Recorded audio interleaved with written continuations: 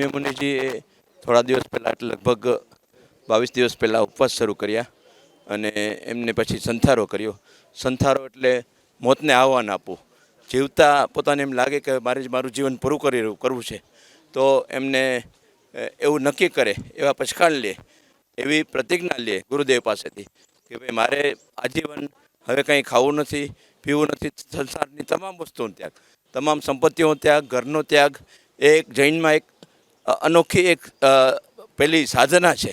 એ જબરદસ્ત સાધના રાજેશભાઈ શેઠે કરી અને ગઈકાલે એમને દીક્ષા લીધી ગુરુદેવ પાસે, એટલે રમ્ય મુનિજી બન્યા અને રાતના એમનો સંથારો પૂરો થયો. એટલે જૈનોમાં જે 3 મનોરથ કહેવાય કે ક્યારે હું આરંભ અને પરિગ્રહ છોડું, ક્યારે હું એ દીક્ષા લઉં અને ક્યારે સમાધિ મરણે મરું. એટલે એમને સમાધિ મરણ થયું. એ પોતાના સંસારના તમામ ભાવોનો ત્યાગ, તમામ રાગનો ત્યાગ કરી અને રમ્ય મુનિજી બન્યા અને અત્યારે એમની પાલખી યાત્રા નીકળી રહી છે. એનો જૈન સમાજને અને અન્ય સમાજને ખૂબ ખૂબ ઉત્સાહ છે, આનંદ છે કે જીવનમાં જે માટે આપણે મનુષ્ય જન્મ લીધો છે એ એમનો જન્મ સાર્થક થયો છે.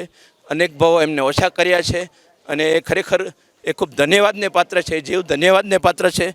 અને ગુરુદેવ શ્રી રાજેશ પરમ પૂજ્ય બાલ બ્રહ્મચારી રાજેશ મુનિજી મહારાજ સાહેબનો ખૂબ ખૂબ ઉપકાર છે, અનંત ઋણ સ્વીકાર કરે છે જૈન સમાજ, જૈન જગત અને ગુરુદેવ આ રાજેશભાઈ શેઠ એમનો પરિવાર કે એમને એમના મનુષ્ય જન્મને સાર્થક કરવાની, સફળ કરવાની એક તક આપી છે. અને એમના આશીર્વાદથી, એમની કૃપાથી એમનો મનુષ્ય જન્મ સફળ થવા જઈ રહ્યો છે, સફળ થઈ ગયો છે અને અનેક ભાવો ઓછા થયા છે.